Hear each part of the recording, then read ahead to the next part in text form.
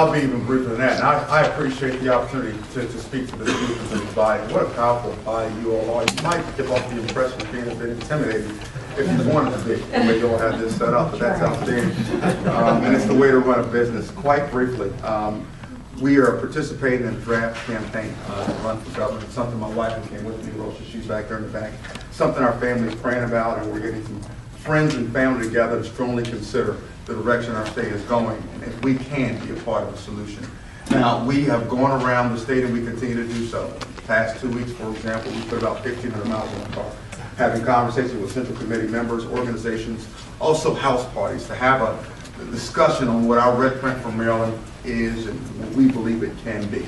And I want to reserve an opportunity for you to ask me any questions you would have, but basically we're concerned about the economic infrastructure of our state, the excess taxation, the energy that's a problem, which is driving manufacturing jobs out of our state.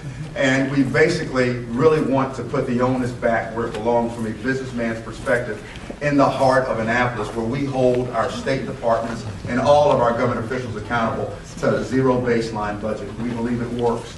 In fact, not just zero baseline budgeting, but zero baseline regulation, where every department has to tell their executive or their governor or justify every penny they spend prior to us ever even considering a budget going forward. That is the way you run and you deal with the people's money. What a Lawler administration would look like, quite honestly, and real quick, straightforward, is that right off the bat we passed the Taxpayers' Bill of Rights to mimic almost exactly what they do there in Colorado, to ensure that our state's government does not grow any faster than CPI or the cost of living. We believe these are things that can be done and should be done. Our current Maryland Constitution should be amended so that any time a bill, any type of legislation, has funding in it that increases your taxes higher than CPI, you ought to go for a referendum. You ought to vote for it. The citizens of Maryland should, because it's your money. You have a right to demand more. Now, I don't have a lot of time to go into detail, and I know it's that way by design, but I do want you to know that our families, our friends, we're strongly considering this. We believe with the executive experience, 20 years, I have 18 to 20 years of executive experience, not just leading Marines, but also leading businessmen and women for almost 9, 10 years, 7 of which at Centos Corporation as general manager. I've also led in the political arena as a Charles County chairman of the Central Committee as an elected official out there in Charles County. Some folks would look at my resume and say you don't have enough political experience. To that I say, thank God, because that's part of the problem we have right now. But what I do bring to the table is business experience, leadership, executive from both the Marine Corps as well as the private sector. And I would hope for an opportunity to engage each and every one of you in conversation about what I believe the state of Maryland can do better. Now, if we keep doing the same things, we cannot expect different results. It's that simple. And one of the biggest fights that I have, not just in Baltimore City, but also in Prince George's County, is trying to convince people why they need to vote for a conservative ticket or a conservative gentleman at the top of a ticket with an R by his name. You can only imagine how difficult it is for a guy like me to carry that presentation to Prince George's County. But it's something that my wife and I from New Day, Maryland have been doing for the past 18 months, and it is working because we're finding out something. People believe in the same things. You shouldn't spend more than you have. They believe in the idea of family and conservative values. We just have to find a way to articulate it in a way that does not set people aside, make people feel bad about themselves, but don't make government promises that government should not keep. I believe that we should put that onus back in the private sector to do all they can to build our economy. And if we create the right tax infrastructure, our manufacturing jobs will come back. We will be able to bring more people, get more people working, and our unemployment will go down. To that end, I will close and open for any questions that you may have to keep to your schedule. Thank you, Charles. I do appreciate it. And I do want to recognize your wife, who works the trail with you. Stand up, Mr. Baltimore.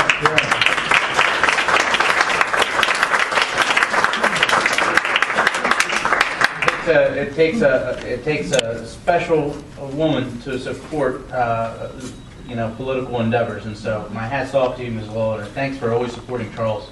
He wouldn't be able to do this without your support. I want to open it up to questions to the committee. Yes, sir. Wayne? My name is Wayne Deffenbaugh. Yes, sir. Thank you for serving. I'm a retired sergeant for the Army. Outstanding. How will you change the establishment in Annapolis, the Republican establishment that's already there, which already has set goals? How are you going to change that milestone? It's a great question, and in order for me to speak on how it would change it, I would have to know specifically and definitively what it is. I certainly, I never would want to leave the dance with a different partner that I came with. That's just a tradition my mom taught me. And as far as the Republican Party is concerned, I found by and large that most of us tend to agree on a lot of the core central issues. Very much Reagan-esque my philosophy. If we agree on 90% of the things, then don't break it. Now there's a couple things that I draw the line on, but those are conversations I need to have from one Republican to another. I can tell you though that the Republican establishment has not been very good to me, or to our family, or to our campaign. In fact, I was down in Annapolis on Lawyers Mall to give a speech. I was actually asked to give a speech on behalf of gun rights and the Second Amendment. And when I got there, the person that was running the rally came to me and said, listen, I can't let you speak. And I looked at him. You asked me 2 weeks ago to be here. And his response was, well, the elected officials, which were all Republicans, said that if we let you speak, we're not going to help pass your bills.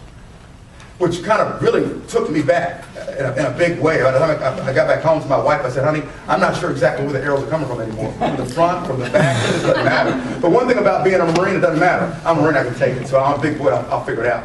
When it comes to the Republican establishment, though, if it's something that gets in the way with fiscal responsibility, if it's something by which we are driving businesses out of our state, then it's something I'm going to stand against. But I don't believe that solid Republicans are for principles like that. I believe in our party, and I'm not going to abandon it just because a couple of people think that it's not Charles Lawler's time to run for governor. That's not what I'm going to do. I'm getting old now. I'm past the 30s and 20s where I used to play games. I have 4 daughters, one's in college. We have to take some things seriously, and if we're going to be here in this state, we got to change it for the better. Thank you. Thank you, sir. Other questions for Mr. Waller? I cut him off early so we could ask questions, I've got a question, Charles, then. Yes, sir. You had a PAC that you were fundraising with, then now, explain why you were using a PAC earlier, now are you using a campaign committee now? Good question. I was confused. Yes. I saw your literature in Montgomery County back in November. Yes, sir. And it said New Day PAC, and now it's draft Charles Waller, so just, can you fill in the gap? Yes, let's fill it in real quick. New Day, Maryland is a PAC that I chair.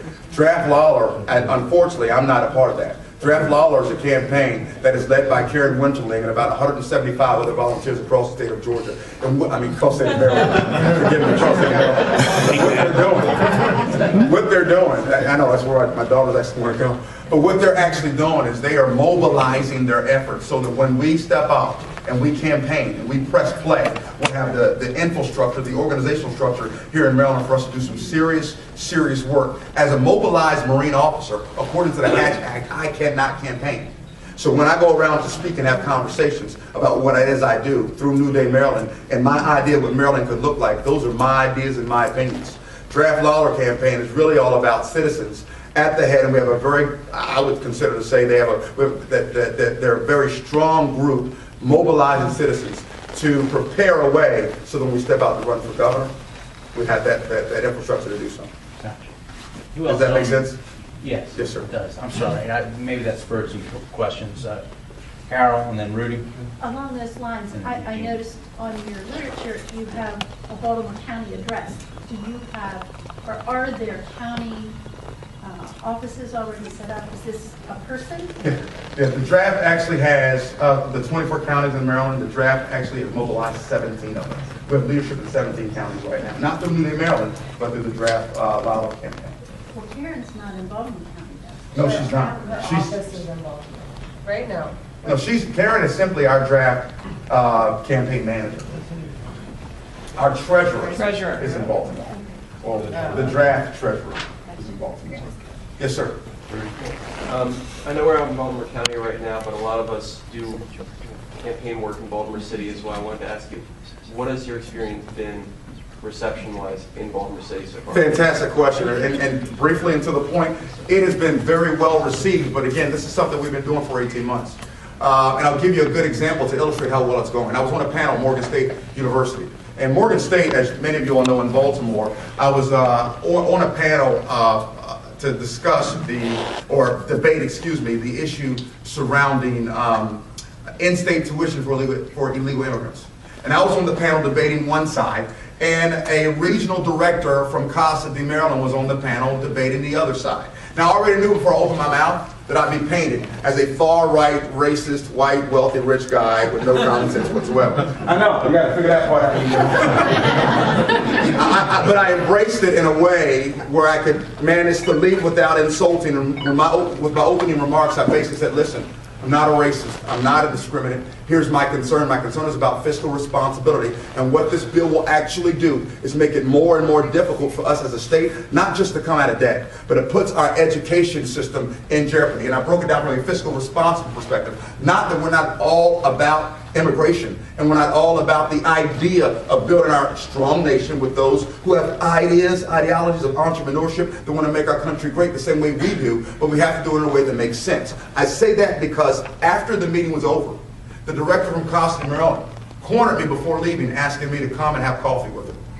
And she was debating me on the other side. I met her in Baltimore City in her classroom. I spent 30 minutes with her. At the end of that 30-minute conversation, she looked at me and she said, I am in. I want to join the draft campaign. I want to see you as governor. And she said, I'm a liberal. I'm a staunch liberal Democrat. But I want to help work for you and get you elected. The point I'm making is that's one illustration of just how well things are going. I can name 5 or 6 or 7 other names that are part of the leadership in Baltimore City that quite honestly are either Hispanic Americans or they're African Americans. So it's going well. But again, we're leading without insulting. We're impressing people with conservative ideas. And they're finding out they agree with us more oftentimes than they don't. You're welcome, brother. Eugene. Yeah, I actually have 2 questions. Yes, sir. College student. I'm a college student. I go to Bowie State University. Due to the governor's holding tuition at a freeze for the last couple of years, tuition is about to skyrocket. I want to ask, what is your opinion or plan for that? And also I want to get your opinion on civil liberties. Civil liberties. Some good questions. We'll start with education. Isn't it interesting though, at Bowie State University, were you at the rally, the college student rally, the historical black college in Annapolis? Yes. The funding parallels, the differences between, I think we missed a huge opportunity here, don't you? Well, I didn't actually disagree with the premise of that rally. I was there just to show face. Outstanding. Oh, that's good too. I honestly believe that when it comes to education, whether will the prices skyrocket, I don't know if they will or not. But I can tell you this, because of that, the bill that was passed, that's allowing illegal immigrants to get in-state tuition benefits, I don't think we have a choice but for it to go up. The current infrastructure is not sustainable. So I can only imagine what will happen in the future. The second answer to your question in terms of civil liberties is as a candidate running for governor, and I've been saying this across the state, I just don't believe that you're hiring me to be your priest. You're hiring me to be your governor. To that end, I'm responsible for every dollar that's sent to Annapolis, how it's spent, and how to get it back to you, whether in the forms of refund checks or services that actually work. When it comes to civil liberties, that is an individual's responsibility. That's your choice. As your governor, it's not my job to come into your home and tell you how to live your home. If you want me to be a priest, let's start a church, I'll be your pastor, we'll go from there. But outside of that, how you run your home is your business. However, my problem though is when we start looking at the financial implications behind it. See, I believe the whole civil union movement would not have even been an issue, honestly, if it weren't for the fact that we provide benefits, whether from your job, insurance, whatever the case may be, for married couples. If you take the benefit away, people wouldn't care what they're called. I really believe that. I think it's always come down to the dollars and cents of the issue. So as governor, I've got to do the right thing by your dollars and cents. That's what I'm most concerned about. If you want to ask me my stance on traditional marriage, my stance on pro-life or abortion, my stance on these issues, we can have that conversation all day long. I won't back down from it. But as a governor, my responsibility is about dollars and cents.